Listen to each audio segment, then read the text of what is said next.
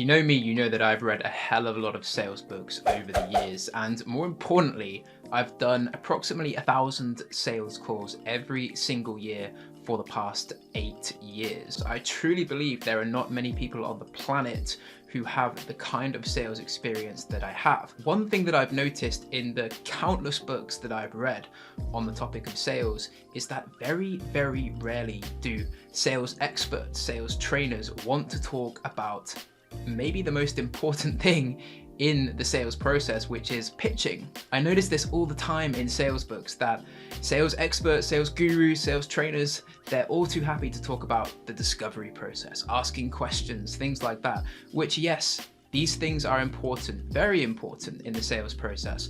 But at the end of the day, we can't win sales purely by asking questions. There is a time and a place to pitch. So today, I want to talk about the process that I have refined over years and years, thousands and thousands and thousands of sales conversations on how to deliver effective pitches. I'm going to talk about the 3 golden rules of pitching. First and foremost, less is more. This is really, really important. For me, I want to limit my pitch to 5 minutes or less. So if I have a 45-minute conversation with a prospect, half an hour of that may be spent on getting to know them, asking great questions. 5 minutes may be spent on my pitch, and then 10 minutes maybe for Q&A and refining next steps. The pitch does not need to be long at all, and this is grounded in science. So if you try and bombard your prospect with all of the information under the sun around your product, your service, you're going to overwhelm them. The brain can only take in so much information at any one time. All you need to do is walk into a supermarket, and if you go to the rice section, the Uncle Ben's rice section, try and think back to when you last walked into that section of the supermarket, how many different flavors and varieties of rice there is.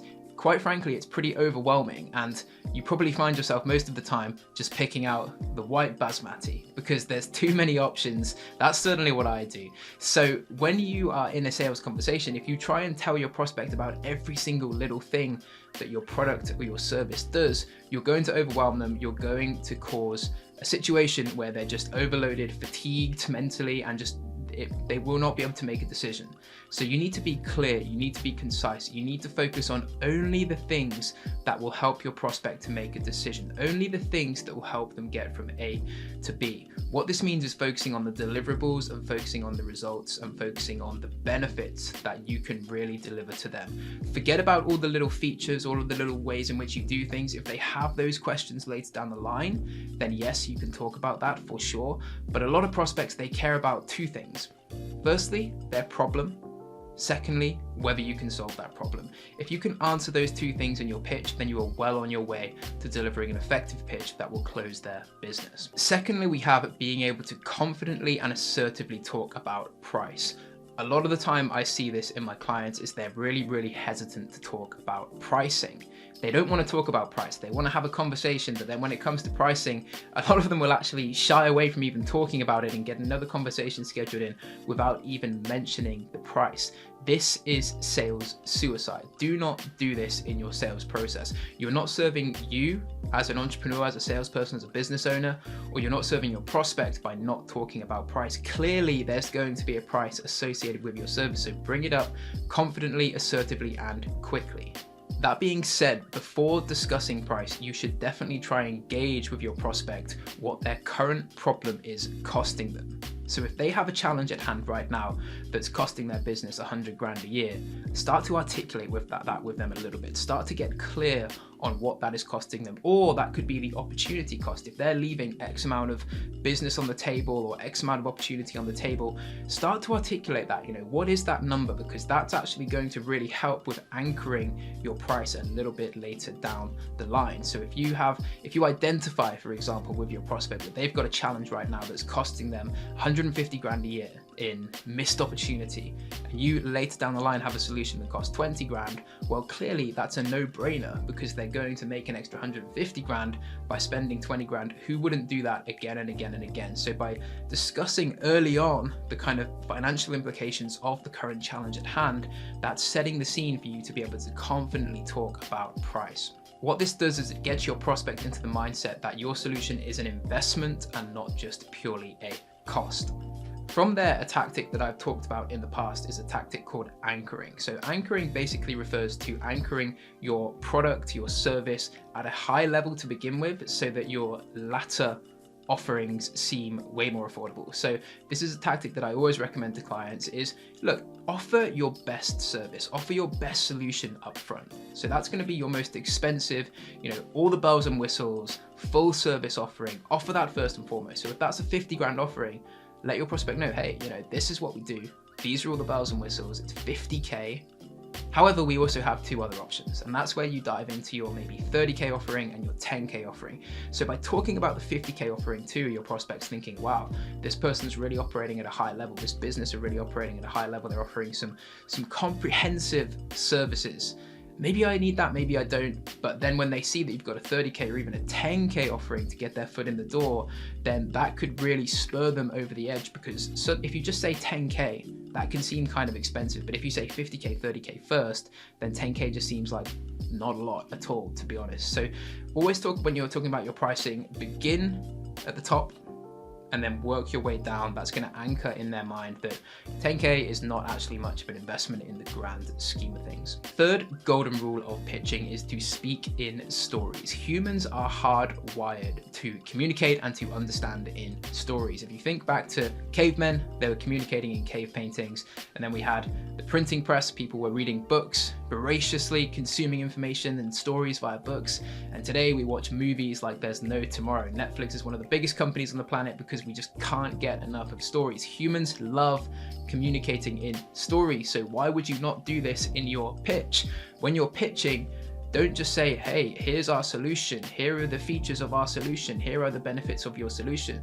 No, instead, talk in a story. Talk about a client just like them who went through your product, went through your service, and the kind of results that you delivered.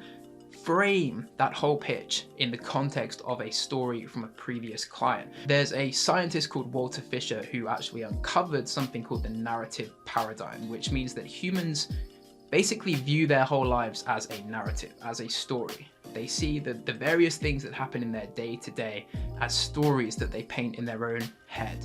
So by actually communicating in a story, people are going to understand that more in relation to who they are, what they're all about, and they'll start to envision themselves, they'll start to put themselves into the shoes of a customer.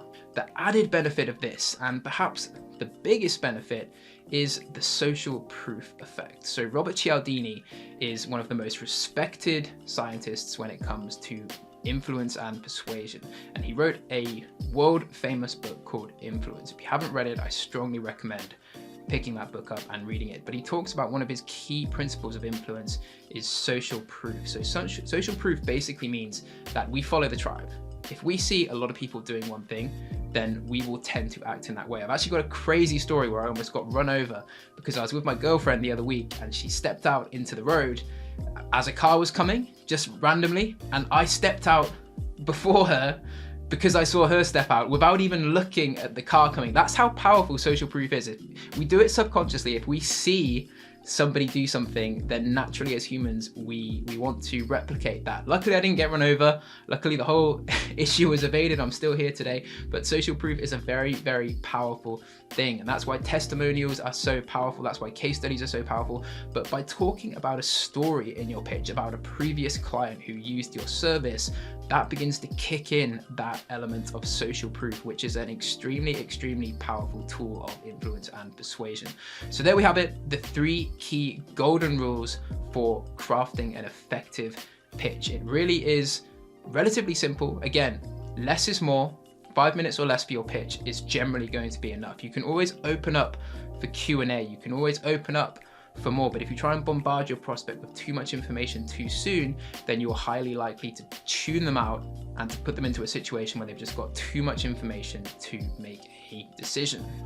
From there, we've got being confident in talking about your prices. Don't shy away from the price issue. And finally, talk in stories and build in those elements of narrative and social proof into your pitching.